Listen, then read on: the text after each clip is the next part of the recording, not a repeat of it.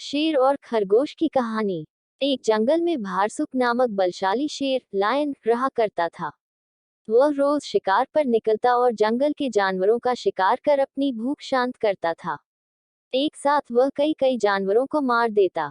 ऐसे में जंगल में जानवरों की संख्या दिन पर दिन कम होने लगी। डरे हुए जानवरों ने इस समस्या से निपटने के लिए सभा बुलाई। वहां निर्णय लिया गया कि शेर से मिलकर इस विषय पर बात की जानी चाहिए। इसके लिए जानवरों का एक दल बनाया गया। अगले दिन वह दल शेर से मिलने पहुंचा। शेर ने जब इतने सारे जानवरों को अपनी गुफा की ओर आते देखा तो आश्चर्य में पड़ गया। वह गुफा से बाहर आया और गरज कर जानवरों के दल से वहां आने का कारण पूछा। दल का मुखिया डरते डरते बोला, वनराज, आप तो वन के राजा हैं। हम सभी आपकी प्रजा है। आज आपकी प्रजा आपसे एक विनती करने आई है। कैसी विनती? शेर ने पूछा। वनराज, आप रोज शिकार पर निकलते हैं और कई जानवरों को मार देते हैं। आप उन सभी मरे हुए जानवरों का भक्षण भी नहीं कर पाते। हम सबका विचार था कि आपकी भूख मिटाने यदि रोज एक जानवर आपके पास भेज दिया जाए तो आपको भी आराम रहेगा और हम भी भयमुक्त रहेंगे। शेर को बिना मेहनत शिकार प्राप्त हो रहा था, इसलिए उसने यह निवेदन स्वीकार कर लिया, किंतु साथ ही चेतावनी भी दी कि जिस दिन उसके पास जानवर नहीं पहुंचेगा उस दिन वह सबको मार डालेगा। उस दिन के बाद से प्रतिदिन एक जानवर का चुनाव कर उसे शेर के पास भेजा जाने लगा। अब शेर दिन भर गुफा में पड़ा आराम करता रहता। परिणामस्वरूप अन्य जानवर जंगल में सुकून से जीवन जीने लगे।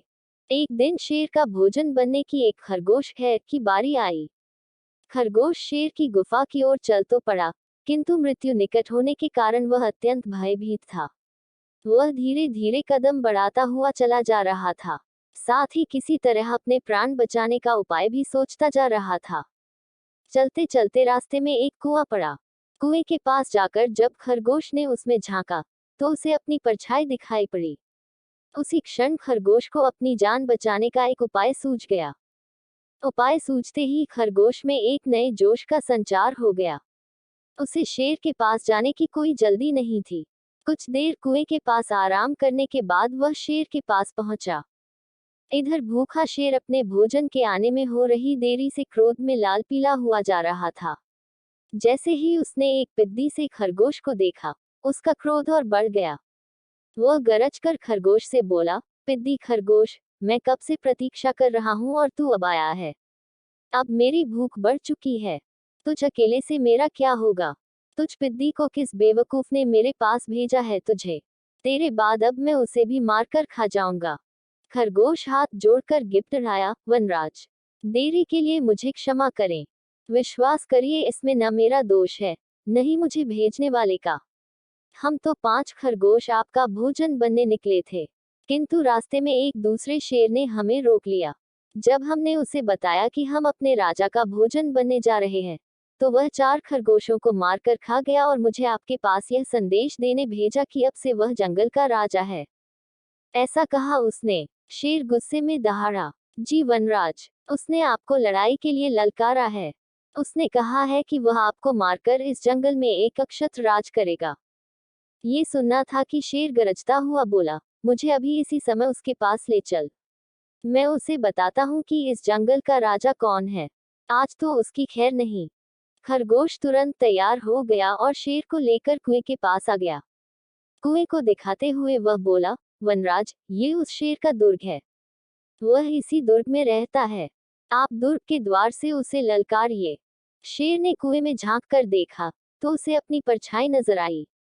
परछाई देखकर उसने सोचा कि अवश्य ही वह दूसरा शेर है और जोर से दहाड़ते हुए उसे ललकारने लगा।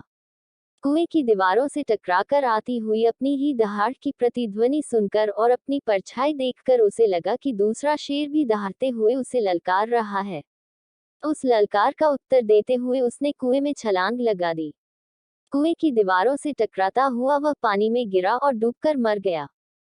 शेर के मरने के बाद खरगोश खुशी खुशी वापस लौटा और जंगल के अन्य जानवरों को खुशखबरी सुनाई। सुनकर सभी बहुत खुश हुए और सबने खरगोश की खूब प्रशंसा की। सीख, बुद्धि बल सबसे बड़ा बल होता है, इसलिए मुश्किल घड़ी में सदा बुद्धिमानी से काम लेना चाहिए।